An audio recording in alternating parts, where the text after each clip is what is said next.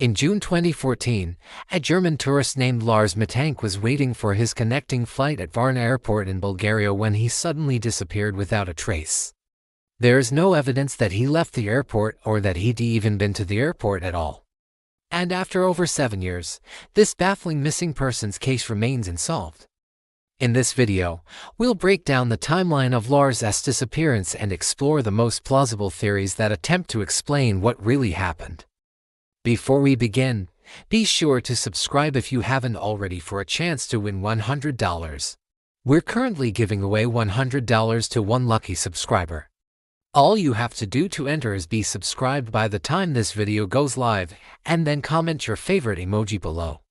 We'll pick our favorite emoji and announce the winner in 7 days. Now let's get into the timeline of the case. On June 6, 2014, 30-year-old Lars Mittank arrived at Varna Airport in Bulgaria with a connecting flight to Greece. Lars had been traveling around the world for several months and had visited many different countries. The trip was part of a round-the-world ticket that Lars had purchased from Lufthansa Airlines. His final destination was Cambodia, where he planned to spend the next 6 months working as an English teacher. Lars had flown from Nepal to Sofia Airport in Bulgaria, where he checked in for his connecting flight. Security camera footage shows Lars checking in for his flight at 10:45 p.m. He then walked through the security gates where he set off the metal detectors. The guards searched Lars and his belongings, but they found nothing. After passing through the security checkpoint, Lars entered the international departure area of the airport where the gate for his flight to Greece was located. But there is no footage of Lars approaching his gate. What makes this strange is that the gate for Lars' flight was only a few steps away from the security checkpoint. In fact, it was closer to the security checkpoint than the check-in desk where he'd just come from. At 11:09 p.m., the gate for Lars' flight to Greece was closed. The plane was set to depart in just a few minutes. However, Lars was nowhere to be seen. A few minutes later, the flight left for Greece without Lars. It seems that Lars never made it to his gate, but there is no evidence that he left the airport either. Security cameras were set up every 50 feet or so throughout the airport, but none of them captured Lars after he entered the departure area.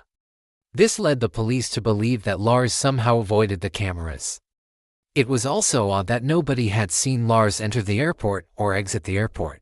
There was no surveillance footage of Lars entering the airport, and the only footage of him leaving the airport was of him arriving in a taxi with his girlfriend 2 days prior. The police interviewed Lars' girlfriend, Katrin, who stated that she dropped Lars off at the airport at 8:30 p.m. on June 6. She said she waited 10 minutes for him to check in before leaving in a taxi. The following morning, Lars' family was notified that he had missed his flight to Greece and that he was still in Bulgaria. His family immediately booked a flight to Varna, and when they arrived at the airport, they learned that Lars had never checked out of the airport. No one had received a ransom call or heard anything from Lars.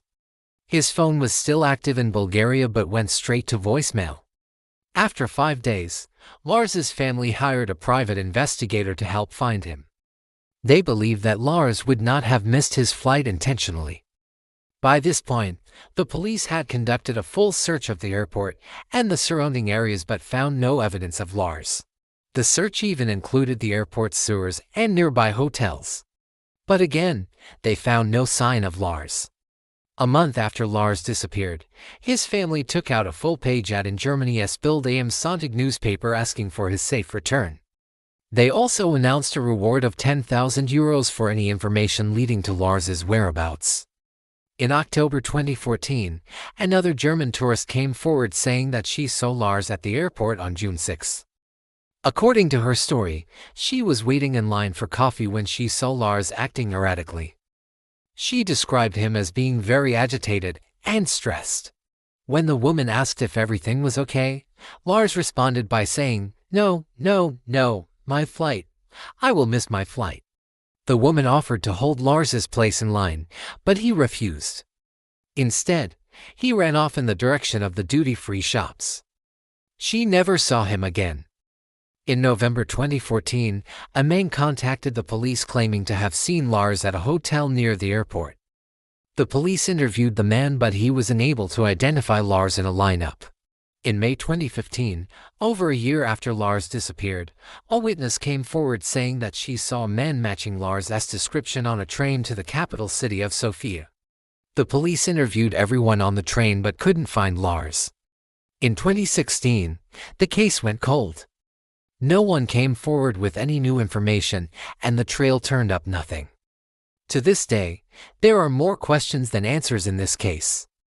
Did Lars vanish into thin air? If so, how did he avoid the cameras and why? Or did Lars leave the airport and simply choose to disappear?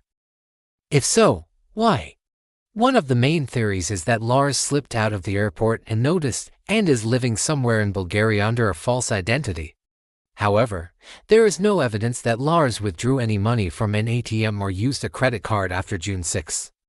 Also, Lars's bank account is still active, meaning that he has not withdrawn any money from his account since he disappeared. If he is in Bulgaria, he needs money to survive. So it's unlikely that he didn't use his bank card or withdraw any cash. Another theory is that Lars was kidnapped. However, there is no evidence that Lars was approached by anyone suspicious or that he struggled with anyone at the airport. Furthermore, there was no ransom demand from any criminals or organized crime group. Most kidnappings are either random acts by individuals or are targeted by organized crime groups. In both cases, there is typically a motive such as financial gain, revenge, or extortion. But in Lars's case, there was no apparent motive for kidnapping. A third theory is that Lars left the airport but chose to take his own life. According to the police, Lars was known to suffer from depression. However, there is no evidence that Lars intended to take his own life. In fact, his family says that he was looking forward to starting work in Cambodia and reuniting with his girlfriend, Katrin. In addition, Lars's family says that he would never have chosen to end his life in Bulgaria because he didn't know the country and didn't speak the language. It should be noted that all of these theories are purely speculative, and there is no evidence to support any of them. There have been many similar cases in which a person disappears without a trace from an airport. One of the most famous cases is that of Brandon Lawson, who disappeared from Orlando International Airport in 2015 while waiting for a connecting flight. Like Lars, Brandon was only seen entering the airport, and there was no evidence that he left. Another similar case is that of Harry Street, who disappeared from Gatwick Airport in 2010 while waiting for a connecting flight to Morocco. Like Lars, Harry was seen checking in for his flight but never made it to his gate. In many of these cases, the person is never found, and the case goes cold. However, some people do turn up alive and well years later. In the late 1970s, a man named John Dawson disappeared from JFK International Airport in New York while waiting for a connecting flight to California. At the time, John was going through a messy divorce and had recently lost custody of his children. He was also in debt and was facing foreclosure on his home. After he disappeared, John's wife and friends all came forward saying that they had no idea what could have happened to him. It wasn't until 2014 that John's ex-wife admitted that she had killed him. She said that she had been planning to collect on John's life insurance policy and had poisoned him with cyanide. In 2010, a mother of four named Amelia Curry disappeared from Denver International Airport while waiting for a connecting flight to Las Vegas. Her husband and friends all insisted that she wouldn't have run away or skipped the country. They believe that someone must have kidnapped her. However, in 2013, over 3 years after she disappeared, Amelia turned up in a halfway house in Arizona. She had no memory of the past 3 years and had no idea why she disappeared. According to Amelia, the last thing she remembered was boarding a plane in Denver. What do you think happened to Lars? Let me know in the comments below. And as always, thanks for watching.